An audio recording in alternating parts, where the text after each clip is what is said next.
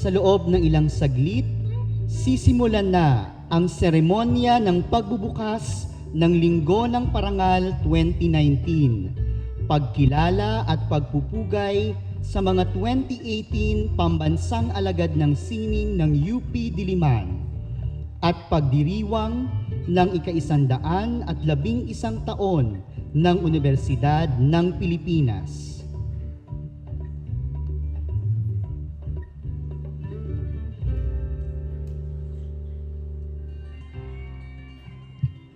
Mga kaibigan, ang pambansang awit ng Republika ng Pilipinas.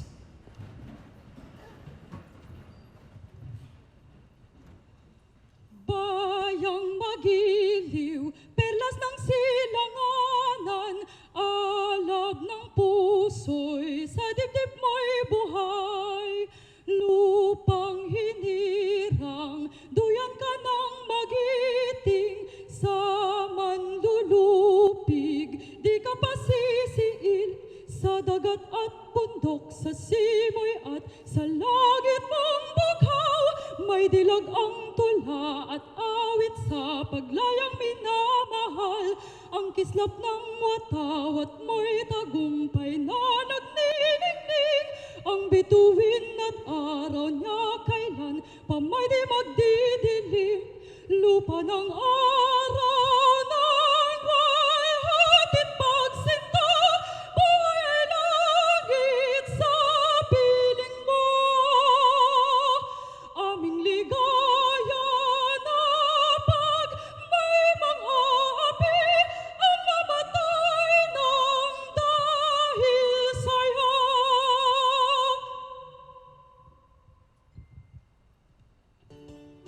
Isandaan-at-11 taon na ang lumipas noong maisabatas ang panukala ni W. Morgan Schuster na bumuo ng isang pamantasan sa bansa na magsisilbing pambansang pamantasan ng Pilipinas.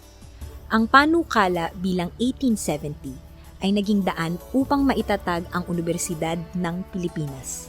Mula sa panukala noong 1908, ang UP ngayon ay isa ng ganap na pambansang universidad. Mula noon, panata na ng UP ang paglingkuran ang sambayanan sa pamamagitan ng pagtuturo, pananaliksik, at programang pang-ekstensyon. Kaalinsabay ng pagdiriwang ng anibersaryo ng pagkakatatag ng universidad ay ang UP Diliman Linggo ng Parangal 2019 o mas kinikilala ngayong taon bilang Bulwagan ng Dangal. Ang Universidad ng Pilipinas Diliman ay isang bulwagan na nagsisilbing daluyan ng paglilingkod at lagusan ng mga diwa ng paglilingkod na siyang ipinagdiriwang bilang mga karangalan. Sa taong ito, paparangalan ng UP Diliman ang 3 mag-aaral, 2 lingkod komunidad, 1 kawani, TEPS, programang pang-ekstensyon, mananaliksik sa Filipino, at 3 guro na nagpamalas ng panata ng paglilingkod para sa sambayanan.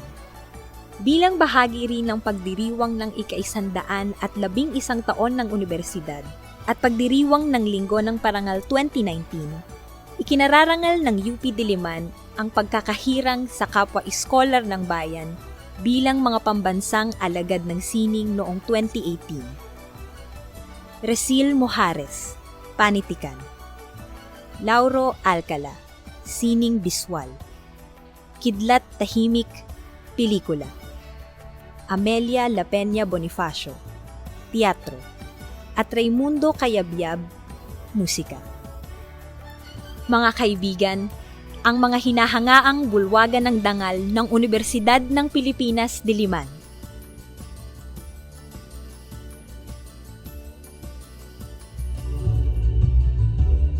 Dr. Maria Cynthia Rose B. Bautista, Vice Pangulo para sa gawaing pang-akademiko upang basahin ang mensahe ng Pangulo ng Universidad ng Pilipinas, Attorney Danilo L. Concepcion. Pambansang Alagad ng Sining, Ramon Santos.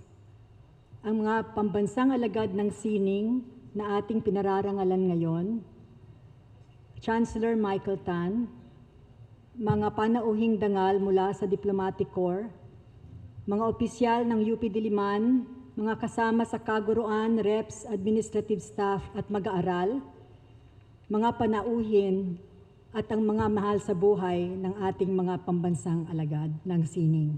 Magandang hapon po sa inyong lahat. Sa ngalan po ni Pangulong Danilo Concepcion, na kasalukuyang nasa Espanya at ng UP System, malugod po naming binabati ang UP Diliman sa masusing paghahanda para sa kasalukuyang pagbubukas ng Linggo ng Parangal ng taong ito. Karangalan ko pong basahin ang pagbibigay pugay ng Pangulo at ng Universidad sa ating mga pambansang alagad ng sining. Luntian at pula, sa gisag magpakailanman, ating pagdiwang bulwagan ng dangal.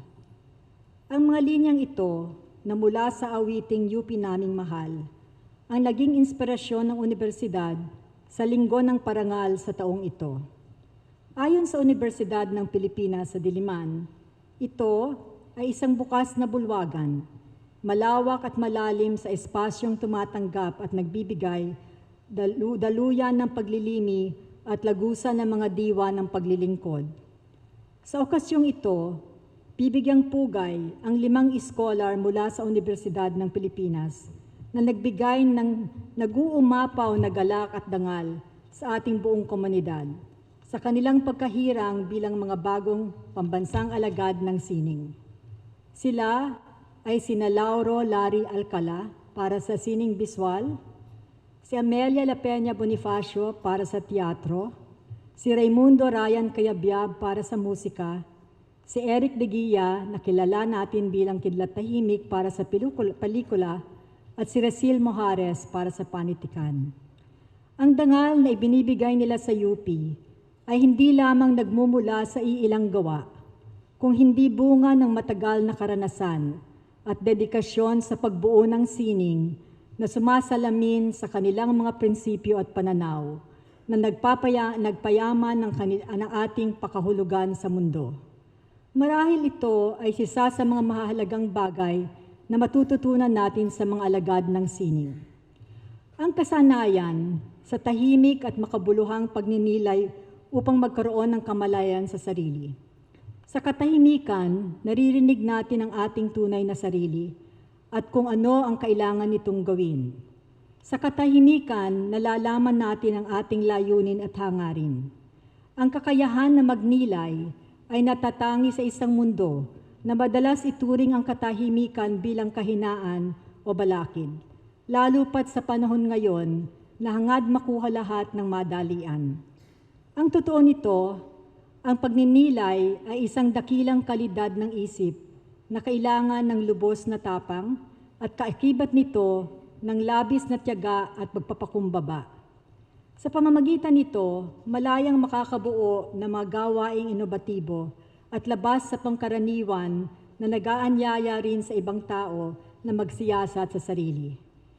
Dinala ng ating mga bagong pambansang alagad ng sining mula sa UP ang kanilang husay at karanasan sa loob ng silid-aralan.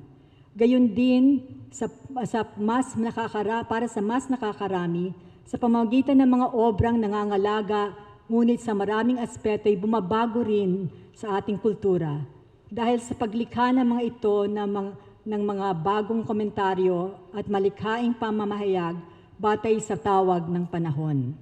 Ang ating kultura at kasaysayan ay mahalaga sa pagpapakahulugan natin sa ating pagka-Pilipino.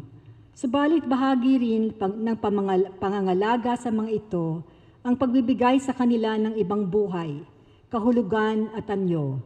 Halimbawa ay sa pakikipag-ugnayan nila sa ibang kultura at lipunan. Malaki ang kontribusyon ng ating mga bagong pambansang alagad ng sining mula sa universidad sa pagtipon ng ating kultura mula sa iba't ibang panig ng bansa at kasabay nito, pagbigay ng mga bagong pagtingin sa ating mga tradisyon at kaugalian. Ipinagmamalaki ng buong Universidad ng Pilipinas ang mga bagong hirang na pambansang alagad ng sining at taos-puso ang aming pasasalamat sa kanilang hindi matatawarang ambag sa pagbunyi at pagpapayaman ng kulturang natatanging Filipino. Mabuhay po ang ating mga pambansang alagad ng sining, ang UP Diliman at ang mga katangi-tanging mga individual na bumubuo nito at ang Universidad ng Pilipinas.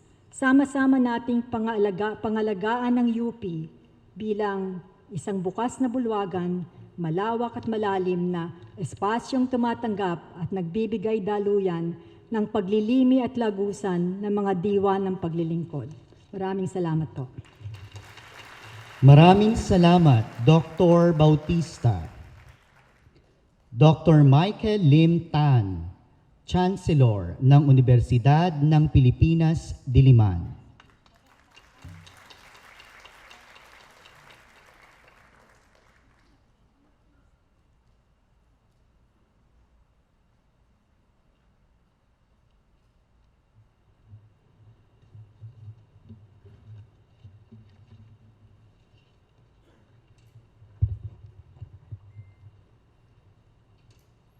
Pagbati ulit sa mga pambansang alagad ng sining.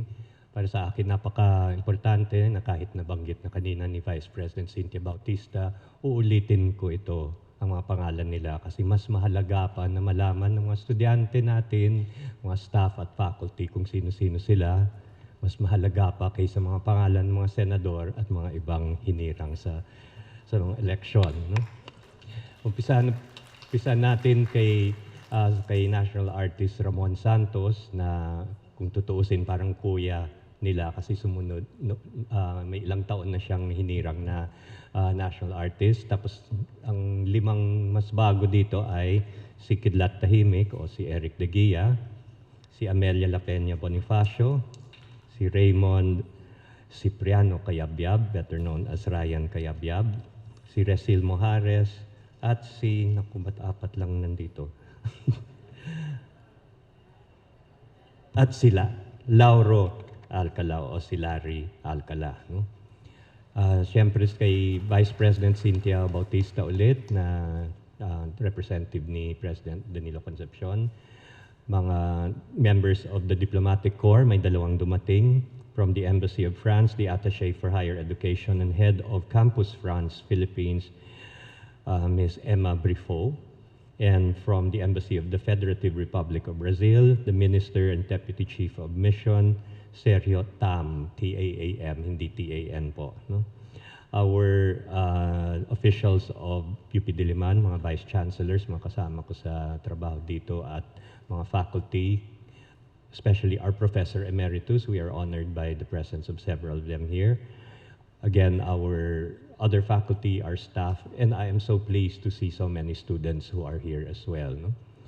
Nabanggit na kanina, ito ay Linggo ng Parangal, and we have this because of two particularly important dates. First, this is the 111th anniversary of the establishment of UP, what we would call UP system today, in circumstances which are important to recall. No? We were part of an American agenda. Nakita ninyo ang picture ni Schuster, no? After whom a street is named. UP Diliman still has many vestiges of that beginning, which we link so closely with the United States. No? But we also marked in February the 70th anniversary of UP Diliman, which was set up amid some controversy. There was great opposition to the establishment of a new campus when it was first proposed in the 1930s. But in the aftermath of the Second World War, tinuloy din natin, despite the protests. But in part, we had no choice because UP Manila, much of UP Manila was destroyed during the war. But there was also a sense of mission, a sense of challenge to convert. Ang sabi nga nila, masukal ang Diliman, walang mangyayari dito, to convert it into a new campus for UP. In fact, it became the flagship campus. And of course, today we see how a bold vision can be transformed into what we have today. And it is in this spirit, no, of very bold visions, of daring to go against the tide. It is in this spirit that we hold this year's Linggo ng Parangal, a week where we honor faculty and staff and students, no, particularly for this year, who we feel uphold the spirit not just of honor and excellence, but of boldness of vision. I want to be on a lighter note here for this very brief welcome to you. On the way in, I went to welcome Kidlat Tahimik, no? And he had a big group of young people from the Cordillera at tinanong ko nga, taga saan sila sa Cordillera? Ang sagot niya, they are from all over and we are so pleased to have you making that trip here to Diliman. And Kidlat said specifically that he had invited them from all over the Cordillera so that they could see what we were doing this afternoon, and these were his words, honoring this crazy man, which was himself, right? It is so Kidlat Tahimik, and I could not help but take it up from him. I said, perhaps it is good that they are here, and all of you, lahat na kayo nandito, to see that a crazy man is being awarded by a crazy university. Okay. And of course, I'm saying this, may pumapalakpak, which means you all agree. We are proud of our craziness, and I use it in a different sense of the word. We are proud of our craziness. No? Maybe that was the spirit that made us establish UP Diliman, with the boldness again of vision. Craziness here is the ability to think beyond borders. No? Craziness here is what we often marvel at with our artists. No? Artists see things that we don't usually see. They hear things that we don't usually hear. They do a lot of things which psychiatrists say are characteristic of would describe as hallucinations. But here in UP, we are proud of people who hallucinate, because it is a mark of great creativity and genius. Do you agree? Okay. Maybe that's why of the 73 national artists that have been appointed since 1972, we can only claim to 22 of them. No? I don't think the country is ready to honor more of the craziness. But we are very proud of the 22, including the 6 who are with us today. Kayo po ang magbibigay inspirasyon sa UP Diliman at sa UP system. No? You'll continue to challenge us with the things that you see and which we don't, and the things that you hear and which we don't. And I expect that in the years ahead, as we move to new anniversaries, we will continue to honor the people who are not honored in other ways by other eyes and ears. No? So maraming salamat sa inyo. I am particularly pleased that we have the students who are with us today, because the presentation today was meant to showcase, to highlight what it means to be a national artist in the Philippines in the year 2019. No? Maraming salamat sa pagdadalo ninyo. Magandang hapon po. Maraming salamat, Chancellor Tan.